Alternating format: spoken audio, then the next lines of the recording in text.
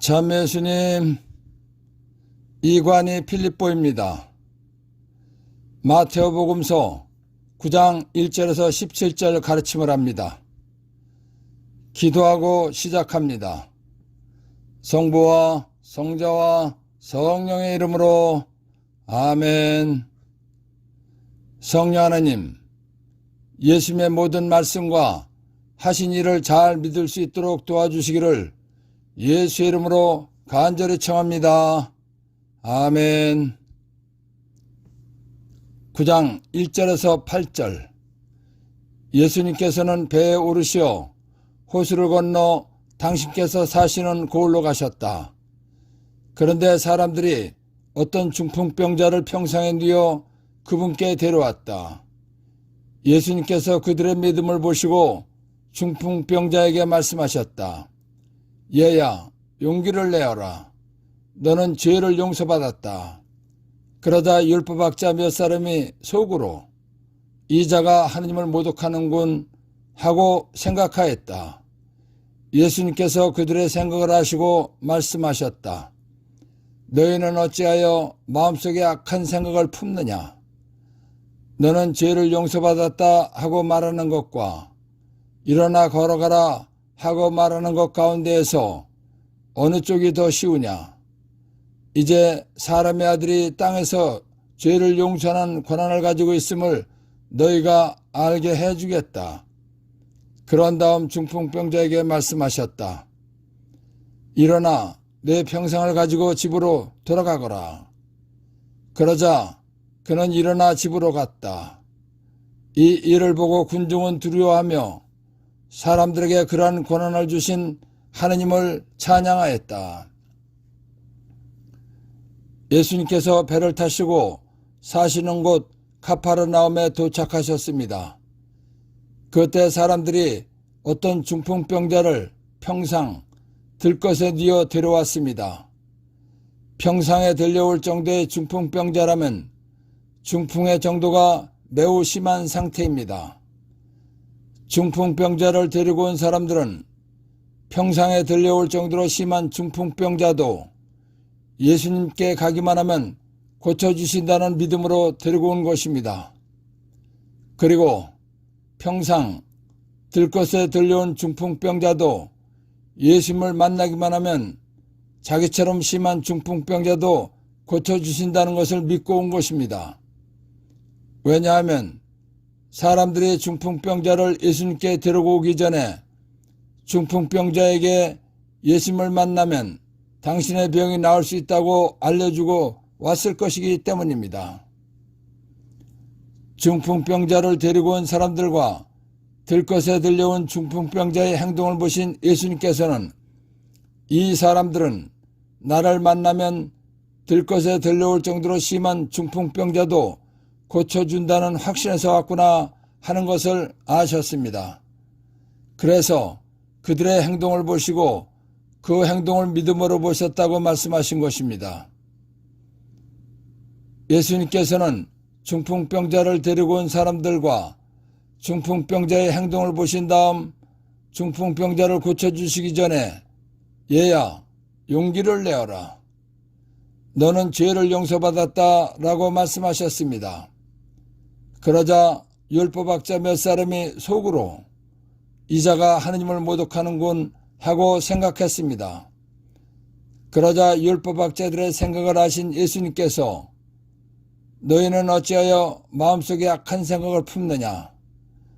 너는 죄를 용서받았다 하고 말하는 것과 일어나 걸어가라 하고 말하는 것 가운데서 어느 쪽이 더 쉬우냐? 라고 말씀하셨습니다.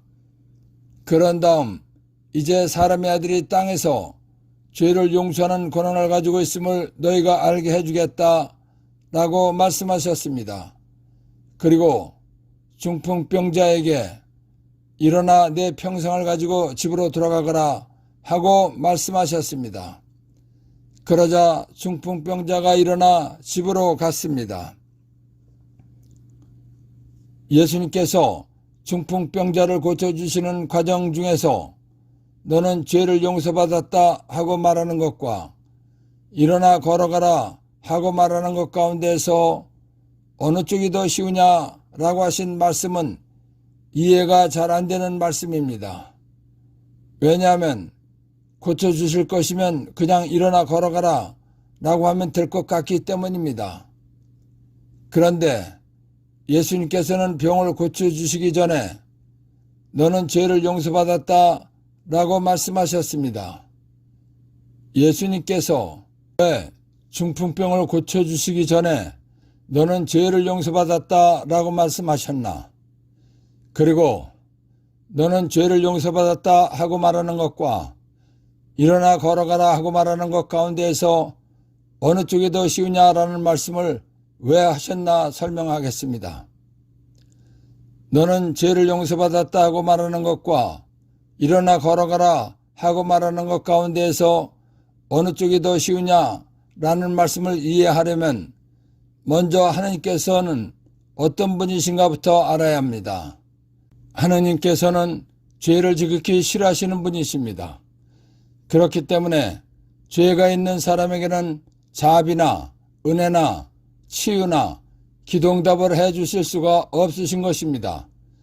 그러니까 예수님께서 중풍병을 고쳐주시려면 중풍병의 원인인 죄를 용서해 주셔야 하는 것입니다. 그래서 중풍병을 고쳐주시기 전에 너는 죄를 용서받았다 라고 말씀하신 것입니다. 예수님께서는 하나님이시니까 중풍병자에게 그냥 걸어가라 하고 말씀하시면 되는 것 아닌가 하는 생각을 할 수 있습니다. 그런데 그렇게 하실 수가 없는 것입니다. 왜냐하면 예수님께서는 죄를 지극히 싫어하시는 분이시기 때문에 죄 있는 사람에게는 자비를 베풀어 병을 고쳐주실 수가 없으신 것입니다. 그렇기 때문에 중풍병을 고쳐주시려면 먼저 죄를 용서해 주셔야 하는 것입니다. 그래서 중풍병을 고쳐주시기 전에 너는 죄를 용서받았다 라고 말씀하신 것입니다.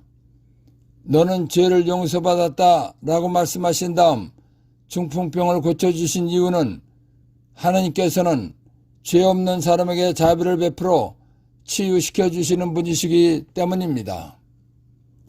정리해 보겠습니다. 예수님께서는 하나님이 사람이 되어 오신 분이십니다. 하나님께서는 죄를 지극히 싫어하십니다. 죄를 싫어하시기 때문에 죄인에게는 자비를 베풀어 병을 고쳐주실 수가 없으신 것입니다. 그렇기 때문에 병을 고쳐주시기 위해서 먼저 죄를 용서해 주신 것입니다. 죄를 용서해 주셨으면 죄가 없어진 것입니다. 중풍병자의 죄가 없어졌기 때문에 병을 고쳐주신 것입니다.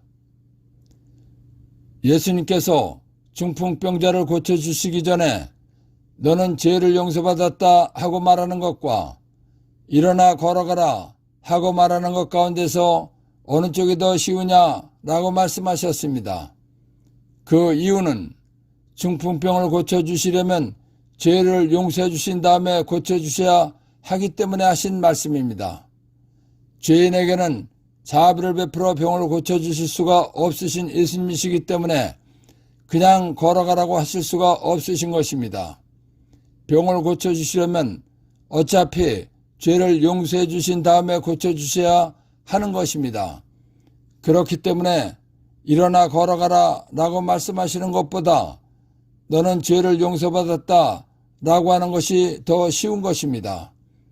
그래서 중풍병자를 고쳐주시기 전에 너는 죄를 용서받았다 라고 말씀하신 것입니다. 병을 고치려면 병의 원인을 정확히 알아야 합니다. 의학적으로 병의 원인은 세균, 염증, 신경성, 스트레스 등입니다. 의학적으로 병과 죄는 전혀 상관이 없는 것입니다. 그런데 하느님이 사람이 되어 오신 예수님께서는 병의 근본 원인을 죄라고 하신 것입니다. 왜냐하면 중풍병을 고쳐주시기 전에 너는 죄를 용서받았다 라고 말씀하셨기 때문입니다. 예수님께서 중풍병자에게 너는 죄를 용서받았다고 말씀하신 다음에 일어나 내 평상을 가지고 집으로 돌아가라 하고 말씀하시자 중풍병자는 치유가 되어서 일어나 들 것을 가지고 돌아갔습니다. 중풍병자의 치유 사건으로서 예수님께서 말씀하신 대로 병의 근본 원인은 죄라는 것이 증명이 된 것입니다. 예수님 말씀대로 병의 원인이 죄인가 확인해 보겠습니다. 요한복음 5장 14절. 그 뒤에 예수님께서 그 사람을 성전에서 만나시자 그에게 이르셨다. 자, 너는 건강하게 되었다. 더 나쁜 일이 너에게 일어나지 않도록 다시는 죄를 짓지 마라. 예수님께서 양문, 양이 드나드는 문 곁 배차 타르는 목과 주랑에 38년 동안 앓던 병자를 고쳐주신 다음에 하신 말씀입니다. 이 말씀을 잘 살펴보면 다시 죄를 지으면 38년 동안 앓던 병보다 더 나쁜 일이 일어난다고 말씀하셨습니다. 그렇다면 38년을 앓게 한 병의 원인은 죄였다는 것입니다. 하나님께서는 삼위일체이십니다. 삼위는 한 분이십니다. 삼위가 한 분이시기 때문에 하나님께서 천지를 창조하시고 사람을 만드셨다는 것은 예수님께서 천지를 창조하시고 사람을 만드셨다는 것입니다. 예수님께서는 사람을 만드신 하나님이시기 때문에 사람의 모든 것을 너무나 잘 알고 계십니다. 사람을 너무나 잘 알고 계시기 때문에 사람에게 병이 생기는 원인도 이유도 다 알고 계신 것입니다. 그렇기 때문에 예수님께서 병의 원인이 죄라고 하시면 병의 원인은 죄인 것입니다. 예수님께서 중풍병자를 고쳐주시기 전에 너는 죄를 용서받았다 라고 말씀하셨습니다. 그러자 율법학자들은 예수님께서 하나님을 모독한다고 말했습니다. 율법학자란 지금으로 말하면 신학자입니다. 율법학자들은 사람의 죄는 하느님만이 용서해 주실 수 있다는 것을 너무나 잘 알고 있는 사람들입니다. 그런데 율법학자들은 예수님께서는 하느님이 사람이 되어오신 분이라는 것을 몰랐습니다. 그렇기 때문에 율법학자들의 눈에는 예수님이 사람으로만 보인 것입니다. 그래서 예수님께서 사람의 죄를 용서해 주신다고 말씀하셨을 때 예수님이 하나님을 모독한다고 말한 것입니다. 사람은 하나님의 계명이나 말씀을 어긴 죄를 용서할 수 없습니다. 사람의 죄는 오직 하나님만이 용서해 주실 수 있는 것입니다.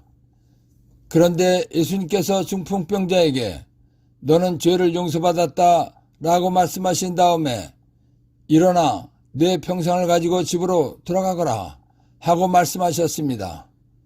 그러자 중풍병자는 중풍이 고쳐져서 정상인이 되어 예수님 말씀대로 평상을 들고 갔습니다. 예수님께서 중풍병자의 죄를 용서해 주시고 병을 고쳐주셨다는 것은 예수님 말씀대로 병의 원인이 죄라는 것이 증명된 것입니다.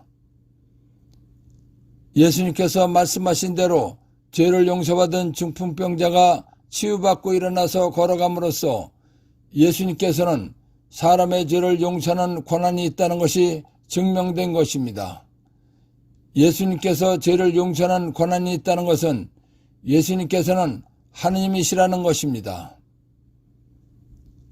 예수님께서 중풍병자의 죄를 용서해 주시고 병을 고쳐주심으로써 예수님께서는 하나님께서 구약에서 약속해 주신 대로 약속에 의해서 사람으로 오신 하나님이시라는 것이 증명된 것입니다.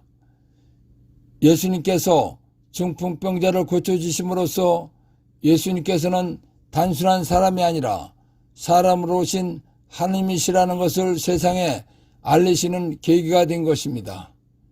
그런데 예수님께서 하나님이 사람에 대해 오신 분이신 줄 모르는 사람들은 중풍병자의 즉석 치유 장면을 처음 보았기 때문에 두려웠습니다.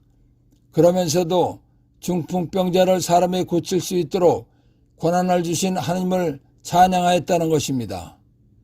그래서 이 일을 보고 군중은 두려워하며 사람들에게 그러한 권한을 주신 하느님을 찬양하였다라는 것입니다. 1. 예수님께서 그들의 믿음을 보시고 중풍병자를 데리고 온 사람들과 중풍병자는 예수님을 만나면 들것에 들려올 정도로 심한 중풍병자도 고쳐주신다는 확신이 왔다는 것을 아셨다는 것입니다. 2. 너는 죄를 용서받았다. 중풍병의 원인이 죄이기 때문에 중풍병을 고쳐주시기 전에 하신 말씀입니다. 3. 예수님 말씀대로 병의 원인이 죄인가? 요한복음 5장 14절 참고. 예수님께서 양문곁 배차 타려는 목과 주랑에 38년 동안 앓던 병자를 고쳐주신 다음에 다시 죄를 지으면 38년 동안 앓던 병보다 더 나쁜 일이 일어난다고 말씀하셨습니다. 그리고 중풍병자의 죄를 용서해 주시고 고쳐주셨기 때문에 병의 원인이 죄라는 것은 맞는 것입니다. 4. 이자가 하느님을 모독하는군.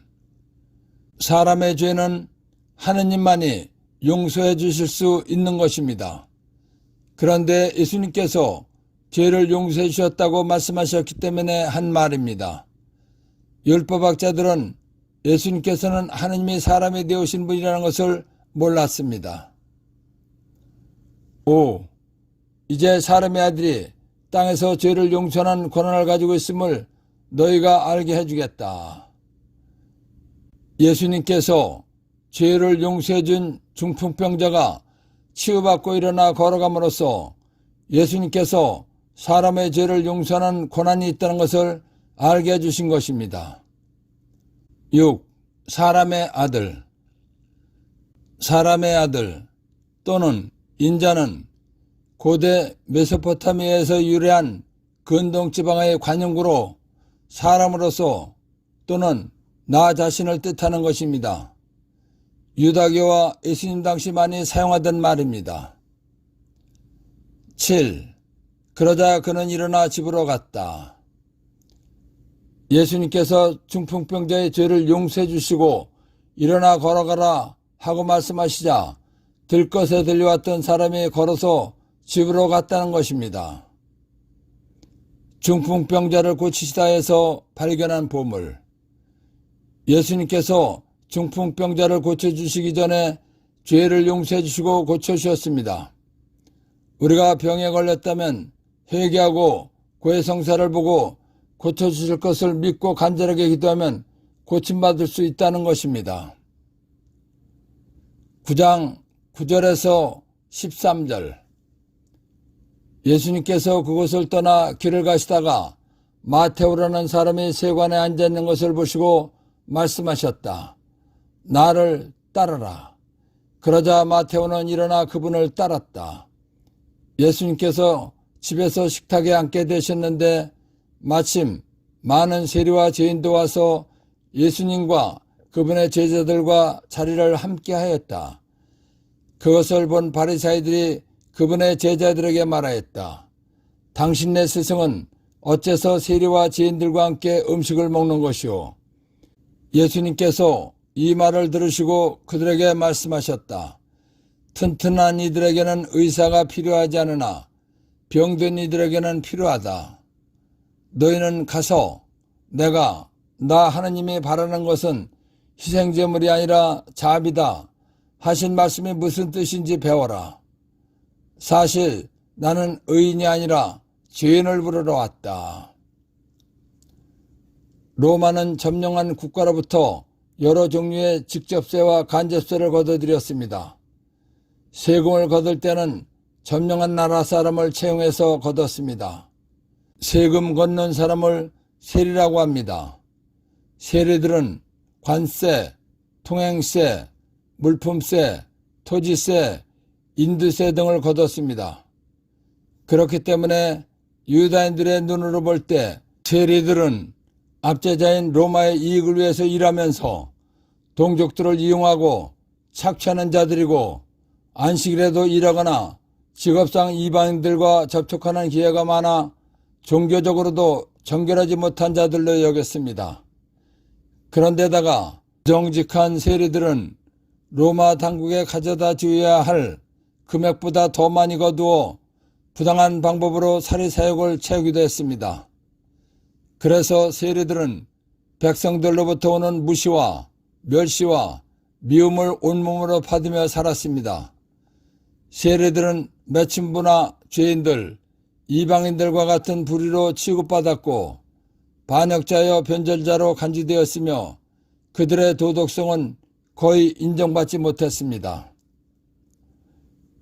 예수님께서 세관 앞을 지나가시다가 세리 마테오를 보시고 제자로 삼고 싶으셨습니다. 그래서 나를 따르라 라는 말씀을 하신 것입니다. 그러자 세리 마테오는 즉각 예수님을 따랐습니다. 세리 마테오는 자기를 불러주신 예수님을 자기 집에 모시고 음식을 대접했습니다. 그런데 세리 마테오의 집에는 많은 세리들과 죄인들도 있었습니다. 그렇기 때문에 예수님께서 세리들과 죄인들과 함께 식사를 하셨습니다.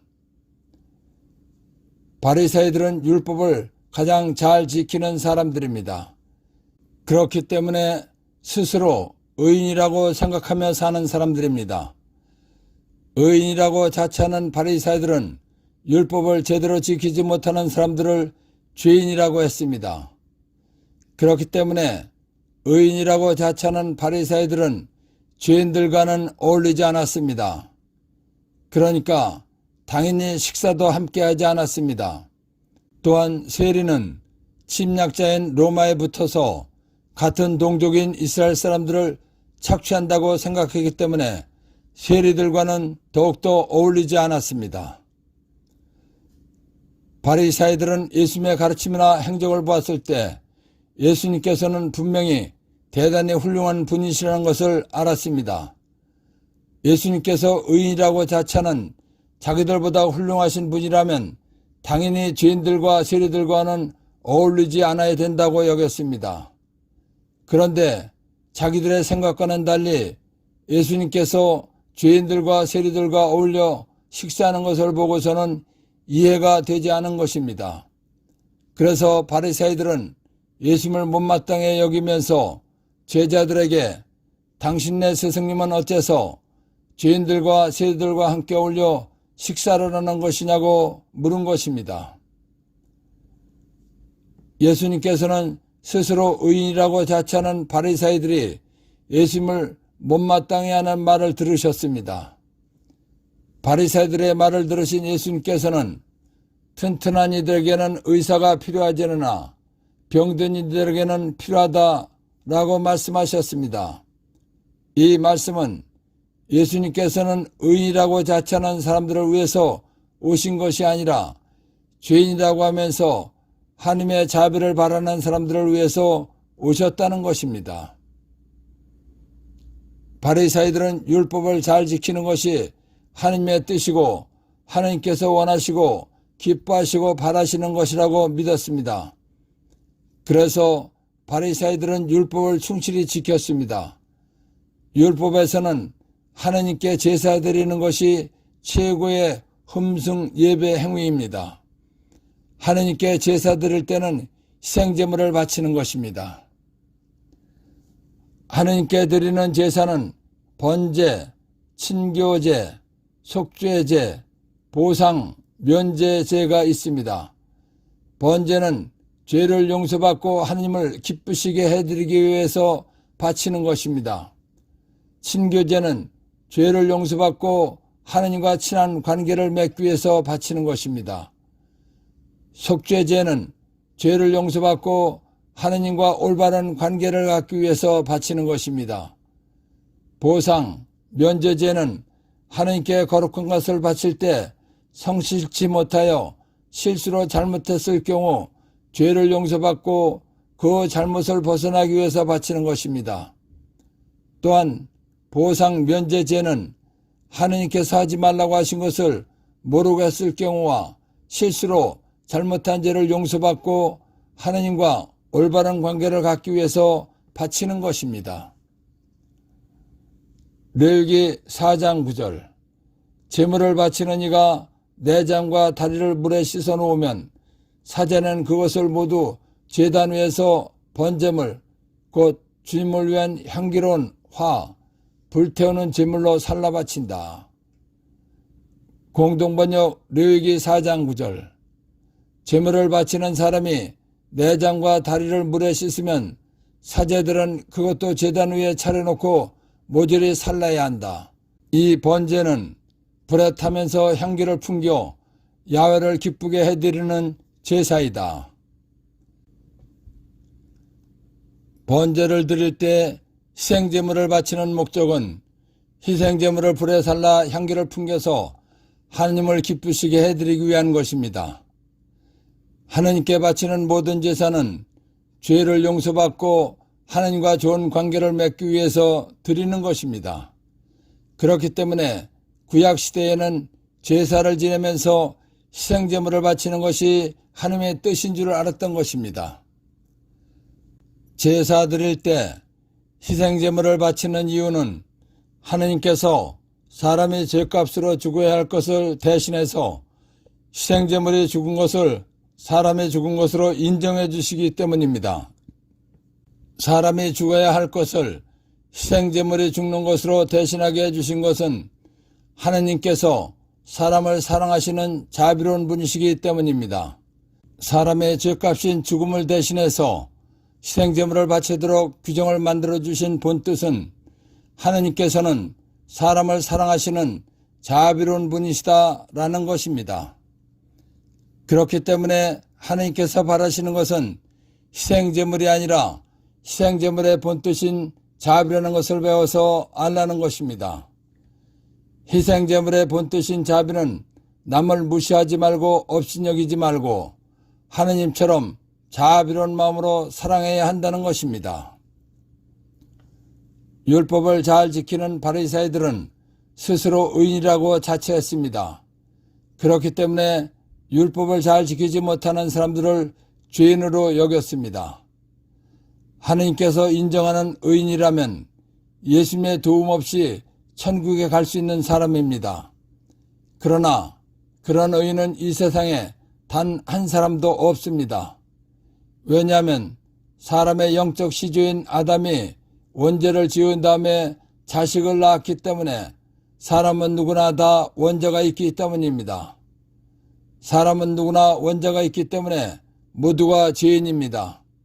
그렇기 때문에 모든 사람은 천국에 갈 수 없는 것입니다. 마태복음 1장 21절 그분 예수님께서 당신 백성을 죄에서 구원할 것이다. 예수님께서 당신 백성을 죄에서 구원할 것이다 라는 말씀은 예수님께서 오신 목적입니다. 예수님께서 오신 목적을 이루시려면 사람들의 죄값인 죽음을 대신해서 십자가에서 피를 흘리시고 생명을 바쳐 죽어주셔야 하는 것입니다. 예수님께서 사람들의 죄값을 대신해서 십자가에서 피를 흘리시고 생명을 바쳐 죽어주시면 사람들은 구원받을 수 있는 것입니다.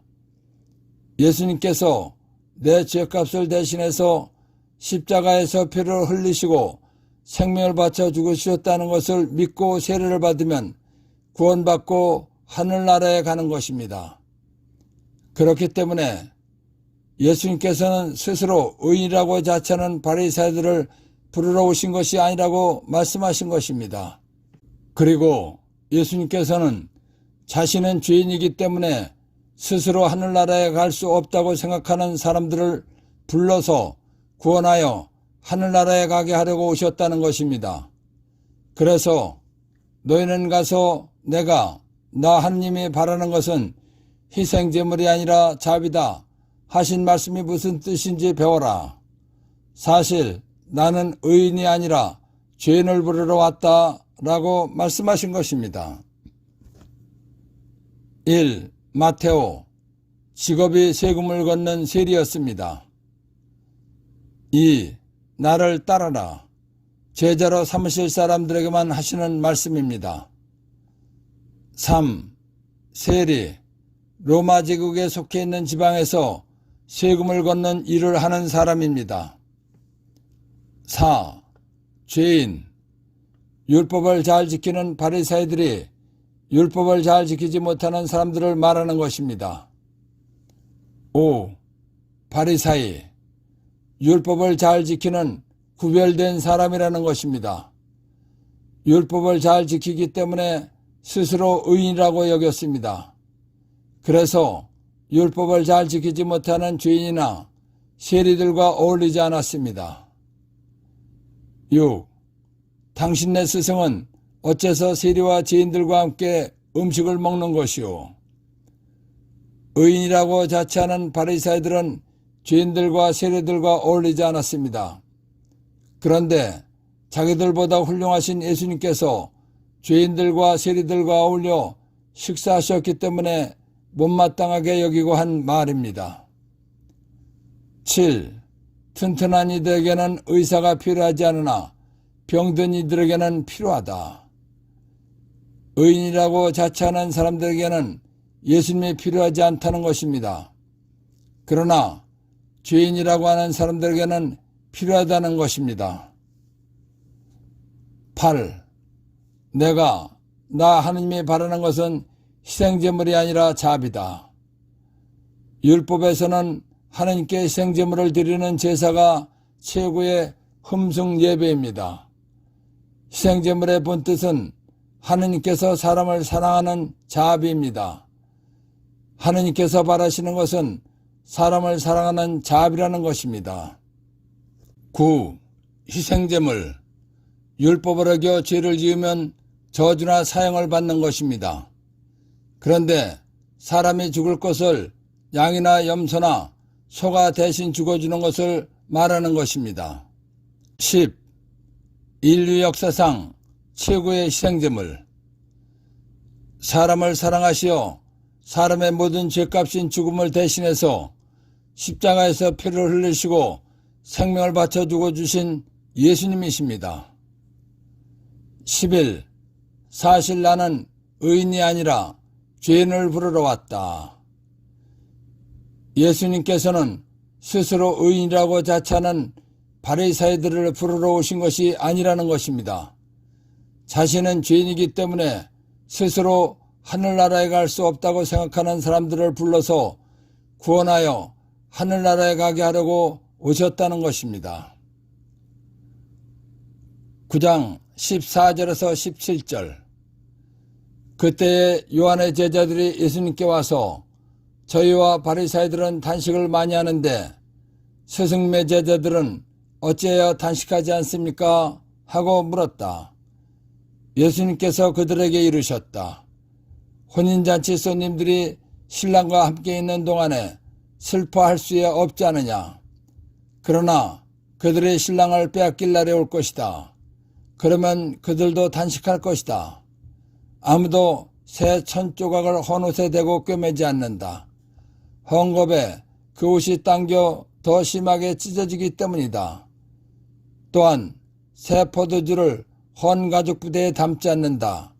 그렇게 하면 부대가 터져 포도주는 쏟아지고 부대도 버리게 된다. 새 포도주는 새 부대에 담아야 한다. 그래야 둘 다 보존된다. 레위기 16장 29절에서 31절. 이것은 너희에게 영원한 규칙이 되어야 한다. 일곱째 달 초여름날에 너희는 고행, 단식을 하고 일은 아무것도 해서는 안 된다. 본토인이든 너희 가운데 머무르는 이방인이든 마찬가지다. 바로 이날이 너희를 위한 속죄 예식을 거행하여 너희를 정결하게 하는 날이기 때문이다. 이로써 너희는 주님 앞에서 너희의 모든 잘못을 벗고 정결하게 된다. 이날은 너희에게 안식일, 곧 안식의 날이다. 너희는 고행, 단식을 해야 한다. 이는 영원한 규칙이다. 공동번역 레위기 16장 29절에서 31절. 이것은 너희가 길이 지킬 규정이다.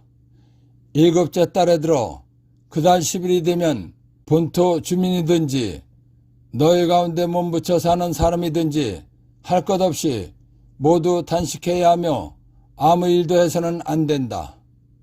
그날은 너희의 죄를 벗겨 너희를 정하게 하는 날이므로 너희가 야훼 앞에서 모든 잘못을 벗고 정하게 되리라. 그날은 너희가 철저하게 쉬어야 하는 안식일이다. 너희는 단식을 해야 한다. 이것이 너희가 길이 지킬 규정이다. 구약시대에는 일곱째 달 10일 날은 온 국민이 죄 벗는 날인데 단식을 하라고 율법의 규칙으로 되어 있습니다. 그래서 이스라엘 사람들은 매년 단식을 했습니다. 사무엘상 7장 5절에서 6절. 그러고 나서 사무엘이 말하였다. 온 이스라엘 백성을 미츠바로 모이게 하시오. 내가 여러분을 위하여 주님께 기도를 드리겠소. 사람들은 미츠바로 모여와서 물을 기르다가 주님 앞에 부었다. 바로 그날 그들은 단식하며 저희가 주님께 죄를 지었습니다 하고 고백하였다. 다니엘 9장 3절. 그리하여 나는 단식하고 잘옷을 두르고 죄를 쓴 채 기도와 간청으로 탄원하려고 주 하느님께 얼굴을 돌렸다. 구약시대에는 기도 응답을 받기 위해서 단식했습니다. 그러나 율법으로 정해진 것은 아닙니다. 단식이란 일정 기간 동안 의식적으로 음식을 먹지 않는 것입니다. 이스라엘 사람들은 율법과 관습에 따라 단식을 했습니다. 요한의 제자들과 율법을 가장 잘 지킨다는 바리사이들은 단식을 자주 했습니다. 특히 바리사이들은 공로를 쌓으려고 일주일에 2번씩 월요일과 목요일에 단식을 했습니다. 일주일에 2번씩 단식하라는 것은 율법에 없습니다. 다만 스스로 믿음이 좋은 사람인 것처럼 하느님을 잘 믿는 사람인 것처럼 보이기 위해서 한 것일 뿐입니다. 예수님께서는 하느님을 잘 믿으라고 말씀하셨습니다. 그런데 요한의 제자들이 보았을 때 하느님을 잘 믿으라는 예수님의 제자들은 율법에서 명한 단식을 하지 않았습니다. 그리고 관습에 의한 단식도 하지 않았습니다. 그렇기 때문에 요한의 제자들이 보았을 때는 하느님을 잘 믿으라고 하시는 예수님의 제자들이 단식하지 않는다는 것은 이해가 되지 않았습니다. 그래서 예수님께 왜 스승의 제자들은 단식을 하지 않는 것입니까? 하고 질문한 것입니다. 요한 제자들의 질문을 받으신 예수님께서는 제자들이 단식하지 않는 이유를 확실하게 말해줄 수가 없으셨습니다. 왜냐하면 예수님께서 오심으로써 하느님의 약속이 구약에서 신약으로 바뀌었기 때문입니다. 구약시대에는 율법대로 7월 10일 단식을 해야 하지만 신약시대에는 단식을 하지 않아도 되는 것입니다. 그런데 이러한 사실을 확실하게 알려주면 구약을 지키던 사람들은 예수님께서 율법을 지키지 않는 사람이라고 말할 것입니다. 그렇게 되면 예수님께서 하실 구원 사업에 차질이 생기게 될 것입니다. 그래서 확실하게 말해 주실 수가 없으셨던 것입니다. 예수님께서는 구약의 약속에 의해서 구원자로 오신 분이십니다. 예수님께서는 구약을 지키라고 오신 것이 아닙니다. 예수님께서 오심으로써 구약은 끝난 것입니다. 구약이 끝남과 동시에 신약시대가 된 것입니다. 신약시대에는 구약시대처럼 단식을 해야 할 이유가 없는 것입니다. 왜냐하면 예수님께서 사람의 모든 죄값인 죽음을 대신해서 십자가에서 피를 흘리시고 생명을 바쳐 죽어주셨기 때문에 예수님을 믿고 세례받으면 원죄와 모든 죄를 사함받는 것입니다. 세례받은 후에는 구의 성사만 보면 죄를 용서받는 것입니다. 그렇기 때문에 구약시대처럼 죄를 용서받기 위해서 단식할 필요가 없는 것입니다. 구약시대에는 기도 응답을 해주신다는 약속이 없었습니다. 그렇기 때문에 기도 응답을 받기 위해서 단식하면서 가엾고 애처로운 모습을 보여드린 것입니다.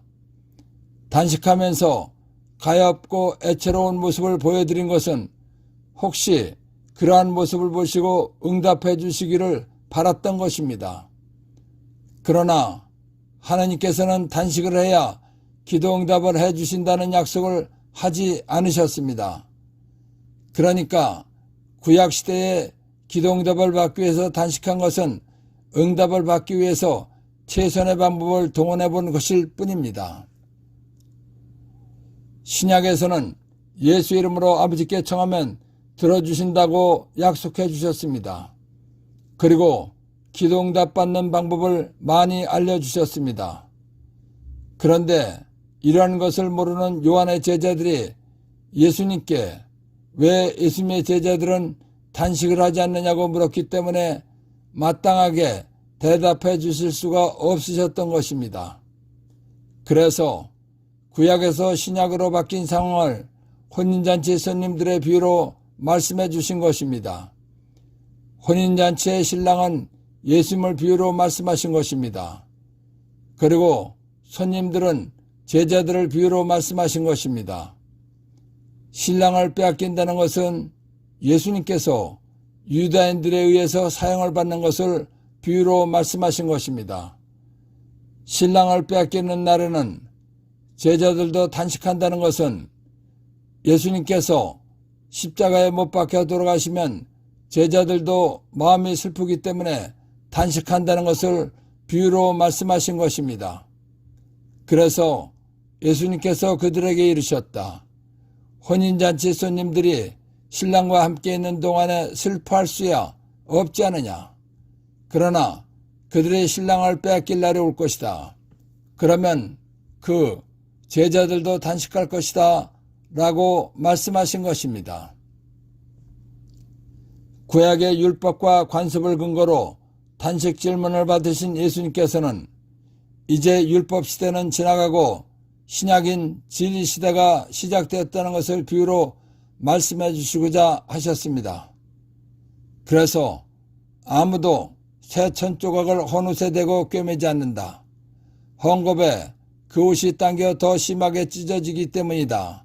라는 말씀을 하신 것입니다. 요즘같이 부유한 시대에 사는 젊은 사람들은 알아듣기 어려운 말씀입니다. 그러나 1960년대 이전을 살아본 나이 많으신 분들은 아주 잘 아는 말씀입니다. 그 당시에는 대부분 목화실로 짠 광목천이라든가 배로 만든 천 등이 주로 옷감으로 쓰이는 때였습니다. 이러한 천으로 짠 옷감은 잘 찢어졌습니다. 그래서 찢어진 곳에 다른 천을 대고 꿰매서 입고 살았습니다. 이러한 천들은 오래되면 낡아서 힘이 없기 때문에 더 잘 찢어졌습니다.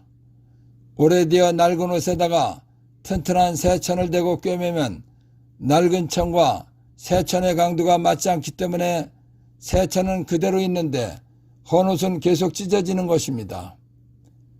예수님 당시의 옷감은 더 잘 찢어졌을 것입니다. 그래서 아무도 새 천 조각을 헌옷에 대고 꿰매지 않는다. 헝겊에 그 옷이 당겨 더 심하게 찢어지기 때문이다 라고 말씀하신 것입니다. 예수님께서는 계속해서 율법 시대는 지나가고 신약인 진리 시대가 시작되었다는 것을 비유로 말씀해 주시고자 하셨습니다. 그래서 새 포도주를 헌가죽 부대에 담지 않는다. 그렇게 하면 부대가 터져 포도주는 쏟아지고 부대도 버리게 된다. 새 포도주는 새 부대에 담아야 한다. 그래야 둘 다 보존된다. 라는 말씀을 하신 것입니다. 우리나라에서 포도주라는 말이 나온 지는 오래되지 않습니다. 그리고 포도주는 병에 담는 것입니다. 그러나 예수님 당시는 포도주를 가죽 부대에 담아서 보관했습니다. 가죽이 질기다고는 하지만 가죽도 오래되면 낡고 약해져서 힘이 없어지는 것입니다. 그렇기 때문에 새 포도주는 헌가족 부대에 담지 않는 것입니다. 왜냐하면 새 포도주는 발효가 되기 때문에 부대 속에서 팽창을 합니다. 포도주가 발효돼서 팽창하면 헌가족 부대는 견디지 못하고 터지게 됩니다. 그러면 헌가족 부대도 못 쓰게 되고 포도주도 버리게 됩니다. 그렇기 때문에 새 포도주는 새 가족 부대에 담아야 하는 것입니다. 그래야 가족 부대도 찢어지지 않고 포도주도 온전한 것입니다. 예수님께서 이 비유 말씀을 해주신 이유는 구약시대는 지나갔고 신약시대가 되었으니까 구약적인 신앙생활을 하지 말고 신약적인 신앙생활을 하라는 것입니다. 즉 이제는 신약시대이니까 구약의 율법을 지키려고 하지 말라는 것입니다. 그래서 또한 아무도 새 포도주를 예수님 말씀, 복음을 헌가족 부대, 구약에 담지 않는다. 그렇게 하면 포도주가 부대를 터뜨려 포도주도 부대도 버리게 된다. 새 포도주는 예수님 말씀, 복음은 새 부대, 신약에 담아야 한다 라고 말씀하신 것입니다. 새 천조각과 헌옷, 새 포도주와 헌가족 부대는 복음과 율법을 비유로 말씀하신 것입니다. 이 비유의 본뜻은 복음과 율법, 즉 신약과 구약에 대한 말씀입니다. 구약의 마지막 예언자인 요한의 제자들이 구약의 율법과 관습을 근거로 예수님께 예수님의 제자들이 단식을 안 한다고 한 질문에 비유로 말씀하신 것입니다. 이제는 구약의 율법에 따라서 하나님을 믿는 것이 아니라 새로운 약속인 신약의 진리의 법에 따라서 믿는 시대가 되었다는 것을 알려주신 말씀입니다. 구약시대에는 구약에 맞는 신앙생활을 하는 것이고 신약시대에는 신약에 맞는 신앙생활을 하는 것이 옳은 것이다 라는 말씀을 하신 것입니다. 구약시대에는 구약의 약속 말씀대로, 신약시대에는 신약의 약속 말씀대로 신앙생활을 하는 것이 옳다는 말씀을 하신 것입니다. 그리고 구약의 성부시대에서 신약의 성자시대로 영적 시대가 바뀌었다는 것을 라는 뜻도 담긴 말씀입니다. 그래서 또한 새 포도주를 예수님 말씀, 복음을 헌가족 부대에 구약에 담지 않는다. 그렇게 하면 부대가 터져 포도주는 쏟아지고 부대도 버리게 된다. 새 포도주는 예수님 말씀, 복음은 새 부대, 신약에 담아야 한다. 그래야 둘 다 보존된다 라고 말씀하신 것입니다. 1. 단식. 일정 기간 동안 의식적으로 음식을 먹지 않는 것입니다. 2. 구약시대의 율법이 정한 단식. 레위기 16장 29절에서 31절 참고. 딱 한 번 7째 달 10일 날 온 국민이 죄 벗는 날입니다. 3. 구약시대에 회개하고 기도응답 받기 위한 단식. 사무엘상 7장 5절에서 6절, 다니엘 9장 3절 참고. 회개하고 기도응답 받기 위해서 단식했습니다. 그러나 율법으로 정해진 것은 아닙니다. 4. 바리새인들의 단식. 스스로 믿음 좋은 사람처럼 보이기 위해서 일주일에 2번 월요일과 목요일에 단식했습니다. 5. 혼인잔치 손님들이 신랑과 함께 있는 동안에 단식을 할 수 없지 않느냐. 하나님을 잘 믿으라는 예수님과 예수님 제자들이 율법에서 명한 단식과 관습적으로 하는 단식을 하지 않는다고 율법학자들과 바리새인들이 투덜거렸을 때 하신 말씀입니다. 6. 그들이 신랑을 빼앗길 날이 올 것이다. 그때에는 그들도 단식할 것이다. 예수님께서 유다인들에 의해서 사형 선고받고 십자가에 못 박혀 죽으실 날이 온다는 것입니다. 그러면 제자들도 마음이 아프고 슬프기 때문에 밥을 먹지 않는다는 것입니다. 7. 새 포도주는 새 부대에 담아야 한다. 그래야 둘 다 보존된다. 이제는 구약의 율법에 따라서 하나님을 믿는 것이 아니라 새로운 약속인 신약의 진리의 법에 따라서 믿는 시대가 되었다는 것을 알려주신 것입니다. 8. 단식 논쟁, 새 것과 한 것의 비유 말씀의 뜻 1. 복음과 율법, 곧 신약과 구약에 대한 말씀입니다. 9. 단식 논쟁, 새 것과 한 것의 비유 말씀의 뜻 2. 구약 시대에는 구약에 맞는 신앙생활을 하는 것이고 신약 시대에는 신약에 맞는 신앙생활을 하는 것이 옳은 것이다. 그리고 구약 시대에는 구약의 약속 말씀대로, 신약 시대에는 신약의 약속 말씀대로 신앙생활하는 것이 옳은 것이다 라는 것입니다. 10. 단식 논쟁, 새 것과 한 것의 비유 말씀의 뜻 3. 구약의 성부 시대에서 신약의 성자 시대로 영적 시대가 바뀌었다는 것을 알라는 것입니다.